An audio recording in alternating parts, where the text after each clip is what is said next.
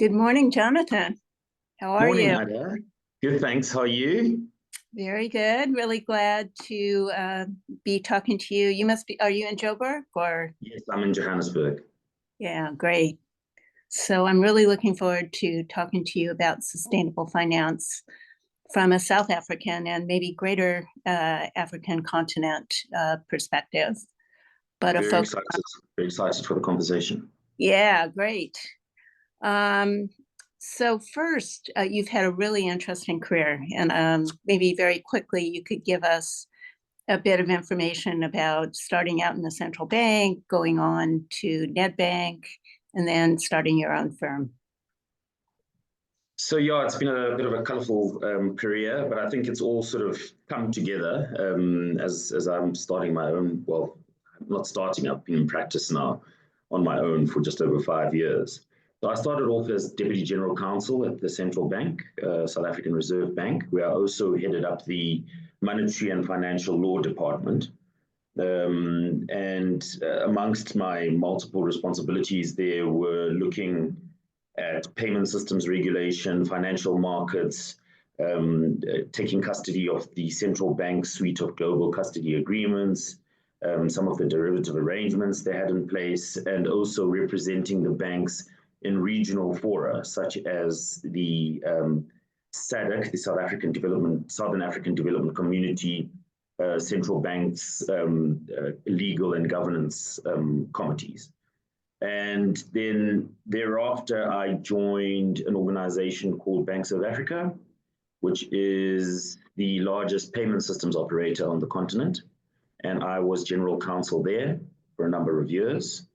And then went on to head up legal for one of the big four banks in the country. And then started my own practice, having recognized a need for legal services that have a commercial overlay, but with a full understanding of the in-house counsel requirements. So that is what we try and assist clients with. I can relate to that. Um, as a former in-house counsel, actually a partner in a law firm, then an in-house counsel, it's really an interesting perspective. Yeah. And you're a frequent contributor to P.R.I.M.E finance conferences, and you sit on our sustainable finance forum. So that's all. We're really lucky to have you contributing. I'm going to start with an open-ended question.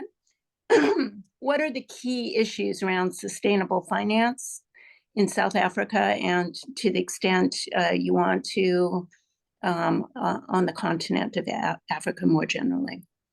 Okay, so I think the key issues from a South African perspective, at least, would be not so dissimilar to the rest of the continent, but I think the primary issue that I would want to touch on is the fact that we do not have a consolidated legal framework mandating ESG integration and sustainable finance regulation. So you'll find pockets of this in different areas or guidance notes and the like. So we've got, for instance, what we call a King 4 Code of Corporate Governance, which all listed entities must adhere to. And in this King 4 report, it would state, certain sustainable finance or integrated reporting requirements, rather. The same applies on our Johannesburg Stock Exchange rules. These incorporate, the requirement for the publication of integrated reports that include non-financial information to ensure transparency in ESG practices by entities. One of the other things that we must also consider is that South Africa is a signatory to the Paris Agreement. So as a country, we are obligated to ensure that financial flows, and the pathways to those are targeted towards low greenhouse gas emissions and climate resilient development, and all of these other initiatives that need to translate into national policy and financial regulations. And there's a lot of that going on. There's a lot of development in that regard. In terms of litigation, we haven't seen a lot of litigation in this space. We are still looking to our international counterparts for guidance around litigation, whether it's to do with disclosure regimes and the like, but we haven't seen any active litigation in this area. Well, thank you. That's a great roundup of the overview of the issues. As you know, I'm particularly interested in impact investing. And I'd love to hear how people in or investors in South Africa are investing for impact. What kind of investments are they making? Are they doing it in the listed world? Is it just private markets? And what is there a focus on a just transition, given that that is a very important issue for the global South? So there's a definite drive towards increasingly adopting impact investment strategies, both in the listed realm and in the private space.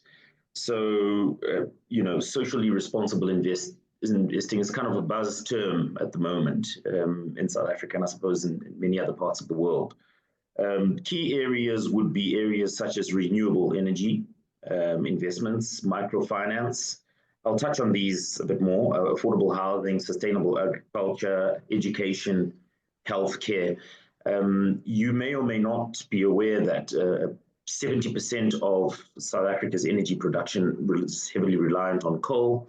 So there's a huge drive to move away from this. So in the renewable energy space, we've seen, solar and wind farms getting a lot of support from financial institutions and investors alike. In the microfinance space, we see low to medium income, typically non-qualifying individuals getting access to funding to generate small businesses because of the social impact that this has.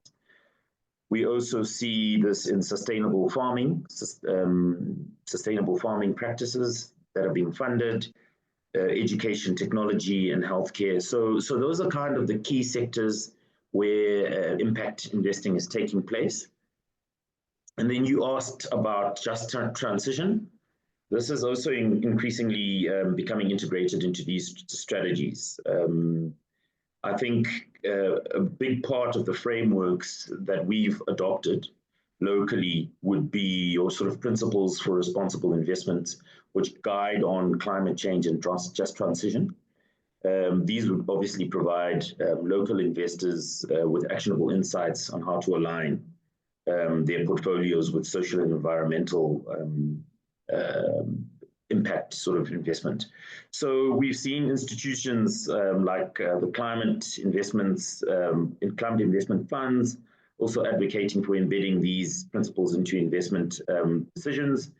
A couple of boards have also adopted these. Obviously, this is not obligatory at this stage, at least, but we are definitely seeing a move towards and developments, which I'll touch on a bit later, which may make these obligatory going forward.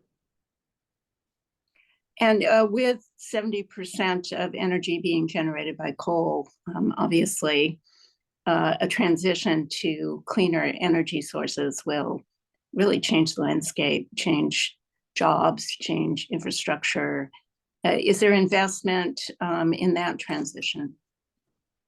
Yes, there certainly is. So I mentioned solar and wind farms. There's hydroelectricity. There's what do they call this? Pump storage facilities. All of these are being funded and invested through impact investment initiatives. I don't know if nuclear would come in the mix, but it's part of the energy mix. For some people. For some people, but I suppose that still remains debatable, right? Yeah. So there's also active work in training people for new jobs. Yes. From the coal mining industry. Absolutely, and I believe it's obviously going to take a while. Because it's part of a broader sort of national strategy. So this will take a few years. I'd imagine no less than the next decade. But there are positive steps in terms of prioritizing this transition. So shifting a bit, I'm sure there's a real appetite for sustainable products amongst retail investors. Does South Africa have any labeling regime? There's a focus in the UK, the US, Europe on anti-greenwashing and other measures. What's being done in South Africa on this? Okay, so maybe I'll start off with the sort of standards that have been adopted locally. So as you'd be aware, in 2023, the International Sustainability Standards Board developed the IFRS S1, General Principles for Disclosure of Sustainability-Related Financial Information, and S2, the Climate-Related Disclosure Standards, commonly referred to as the IFRS Sustainability Taxonomy Standards. These are wholly adopted domestically. It's more especially so by listed companies, which are obligated to do so. IFRS S2 especially focuses on climate-related disclosures, which aligns with the sort of task force on climate-related financial disclosures and the recommendations therein. So these are some of the standards that aim to integrate, sustainability considerations into financial reporting, which have been adopted locally.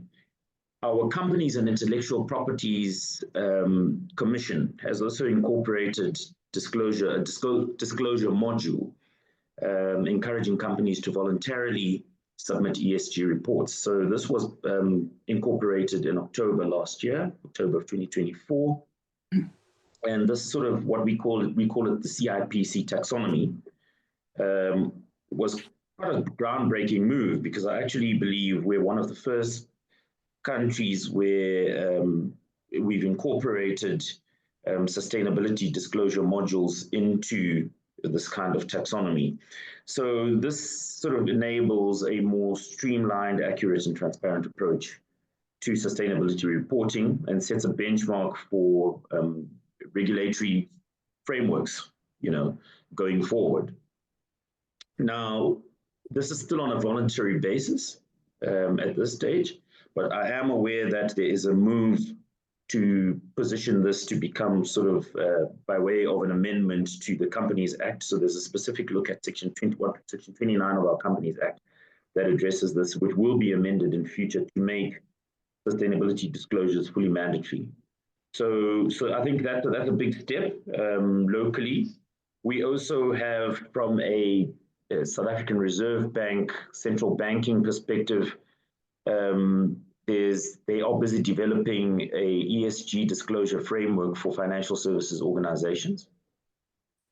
And under its supervision, this framework is designed to sort of standardize ESG reporting across financial institutions, ensuring consistency and enabling investors to make informed decisions based on reliable and comparable data. And I think that's always been an issue at this point, is how do you benchmark this data, so everybody's got their own sort of criteria that they so it really helps to see that the central bank is, as a regulator with oversight, coming up with a proper framework around standardized, requirements or sort of evaluation criteria.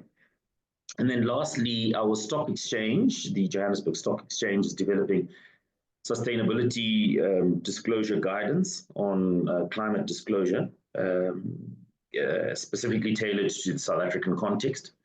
And I know a lot of this seems like work in progress, which it is. So there's a lot of development going on at the moment, but I do foresee probably in the next year, a lot of this will be finalized. But already, I think the one positive step would be the module that I've mentioned that has now been included in the Companies and Intellectual Properties Commission. So lots going on. Yeah, a lot of moving parts.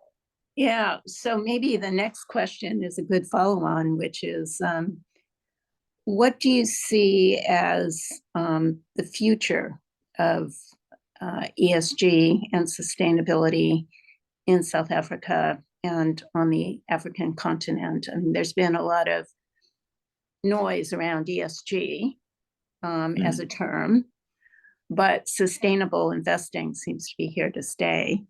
What's the perspective from where you are?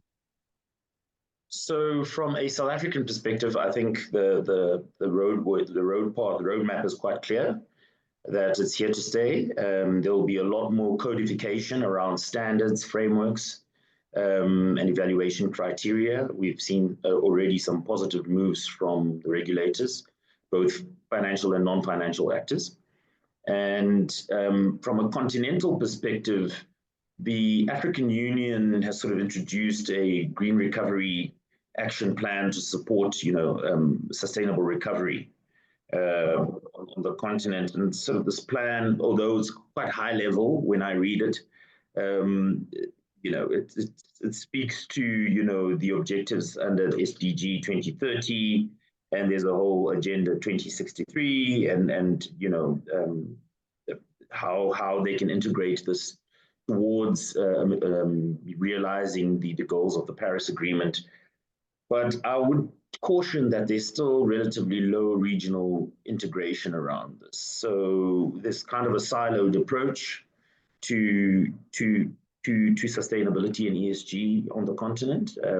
So I wouldn't say it's integrated, but I must recognize that the African Union has taken some steps to do this, but I don't feel that we can truly leverage both as a country and as a continent the coordinated efforts if we continue to do it in a siloed sort of approach. So that would be the broad sort of African Union perspective. But then we also have things such as the African Continental Free Trade Agreement, which is another critical development in creating one economic community and integrating African policies. And I think behind this is also initiatives around transforming Africa into sort of a future powerhouse when it comes to just transition and ESG. So those would be my remarks around Africa and the continent from a continental perspective. And I also omitted to mention the Pan-African Investment Code, which is also another essential document, which aspires to sort of harmonize international investment laws on the continent. And I think it's a fantastic instrument to start introducing and facilitating sustainable development on the continent. So this code obviously promotes and protects investment that fosters sustainable development of each member country. It's getting everyone to move. That would be sort of the big thing going forward. But I'm quite optimistic that as a continent, it is receiving attention. It's just that it needs to be probably from a practical implementation perspective, a lot more coordinated. And what countries are leading the charge on that integration effort? I don't want to get myself into any political trouble, but I would venture to say, countries such as Nigeria, Ghana, Egypt, Mauritius, Morocco, Zimbabwe, South Africa have really taken the lead. And I say this purely because these are the countries that we've seen that have started to reform their laws to introduce new rules and sustainable finance concepts in their finance, especially in the financial services domain, which I'm more exposed to. The central banks in these regions have sort of taken critical fundamental steps to address these issues. So I would say those are the countries, in my view, that are leading this. That are part of, there's a real global effort of central banks to address green issues. So correct. Presumably they're part of that as well. Correct. Yeah. And any parting words? What do you see as the future and the opportunities in the sustainable investment world? So I'll start with some of what I believe is a challenge, and then I'll get into the opportunities, because I think there's a correlation between the two. So it's the funding pipeline for sustainable projects and initiatives and the like, I find is not sufficient to meet these sort of broad, ambitious goals that we've got, not just as a continent, but as a country. And I think that will be key to, and the opportunity rests there, I think, to really bolster social impact investing and ESG. But I think regulation and legislation is also an opportunity. I think with a couple of the amendments that are being mooted at the moment, and we stand ready to comment on some of these from a South African perspective, having seen some drafts and the like, I think there is a huge opportunity to use regulation as a lever to drive sustainable impact investing and disclosure regimes, standardized disclosure regimes, and the like. So I think those are probably the two main areas that I would focus on. And then the fact that we've already started to introduce a taxonomy similar to the EU taxonomy, there is an opportunity to leverage off some of our peers and colleagues that are already ahead in this space. So I find that is an opportunity, which is why I love coming to these PRIME conferences and having discussions around what everyone else is doing the rest of the world, because I think we can take some of those lessons and bring them home. Well, thank you so much. This has been really interesting. And we've gone through quite a lot of ground in 20 minutes or so. I'm sure they're very attractive investment opportunities in South Africa and Africa. So hopefully the investment capital will be there. More investment capital will be there very soon. So thank you, Jonathan, and it's great seeing you again. And it was a great discussion.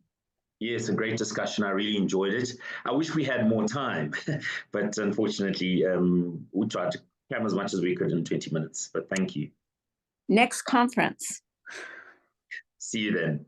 Okay, thank you. Thank you.